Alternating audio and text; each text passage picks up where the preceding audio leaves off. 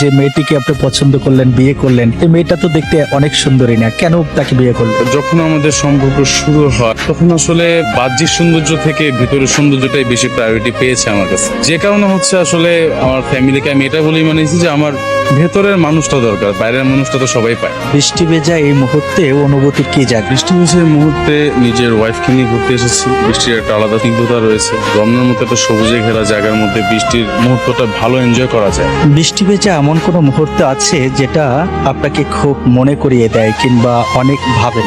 প্রথম দেখা হওয়াটা বৃষ্টির সময় ছিল, এই জন্য ওই সময়টা বেশি মনে করিয়ে দেয়। পার্সোনালি আমার খুব পছন্দ, বিশেষ করে আমি এই বৃষ্টির দিনে বই পড়তে অনেক পছন্দ করি। আপনি বলছিলেন আপনাদের দুজনার যখন প্রথম দেখায় তখনকার সময়টা বৃষ্টি ছিল, সেই সময়কার অনুভূতিটা আসলে কেমন ছিল? আমাদের প্রথম যেদিন দেখা সেদিন আমি কোচিনে ছিলাম, ও কোচিনে ছিল, আমাদের একসাথে কোচিনে হচ্ছে পরিচয় হয়েছে সেদিন প্রথম। সেদিনে বৃষ্টি ছিল, আমাদের বৃষ্টি হচ্ছে বিধায় আমরা একসাথে বাসায় ফিরছিলাম, কারণ তখন কোনো রিক্সা পাচ্ছিলাম না, কোনো গাড়ি পাচ্ছিলাম না, এই জন্য একসাথে হেঁটে হেঁটে বৃষ্টিতে ভিজে ভিজিয়ে বাসায় ফিরছি।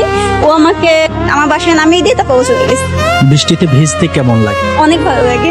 দুজন দুজনকে পছন্দ করে এই বিয়েটা করেছেন। কতদিন সম্পর্ক করলেন? 3 বছর। 3 বছর প্রেম করলেন, তারপরে সেই প্রিয় মানুষটাকেও পেলেন।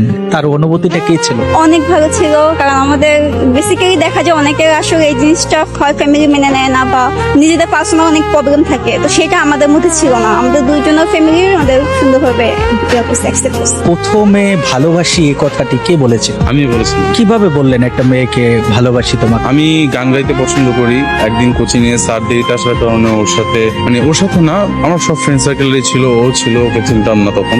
গান গিয়েছিলাম, তো ওইখান থেকে ওর সাথে আমার পরিচয়, গান থেকেই পরিচয় হয়েছে। পরে গান গাইতে গাইতে গানের মাধ্যমে ওকে প্রপোজ করা হয়েছে। তার গানেই পাগল হয়ে গেছে? হ্যাঁ, বেসিক্যালি আমিও অল্প গান টান করি ছোটবেলা থেকে, তো আমার ইচ্ছা ছিল যে ওর সাথে ডুয়েট গান গাবো, মানে প্র্যাকটিসের জন্য একটা মিউজিক পার্টনার প্রয়োজন, তো মিউজিক পার্টনার থেকে লাইফ পার্টনার হয়ে গেছে।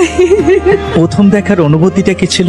আমার নর্মালি ক্লাসমেট, আমি তখন ওকে চিনতাম না, এমনি নর্মালি ক্লাসমেট মানুষ যেভাবে সাধারণভাবে থাকে সেভাবেই ছিল। দেখতে তো আপনি খুব বেশি স্মার্ট, কিন্তু যে মেয়েটিকে আপনি পছন্দ করলেন, বিয়ে করলেন, এই মেয়েটা তো দেখতে অনেক সুন্দরী না, কেন তাকে বিয়ে করলেন? যখন আমাদের সম্পর্ক শুরু হয় বা যখন জিনিসটাকে নিয়ে আমি এগোই তখন আসলে বাহ্যিক সৌন্দর্য থেকে ভিতরের সৌন্দর্যটাই বেশি প্রায়োরিটি পেয়েছে আমার কাছে। যে কারণে হচ্ছে আসলে আমার ফ্যামিলিকে আমি এটা বলেই মানিয়েছি যে আমার ভেতরের মানুষটা দরকার, বাইরের মানুষটা তো সবাই পায়। একটা নারী তার স্বামীর কাছে কি চায়? একটু আগে আমার সম্মানটা দরকার, যে সে আমাকে কতটা সম্মান করতেছে, কতটা রেসপেক্ট সে আমাকে করতেছে।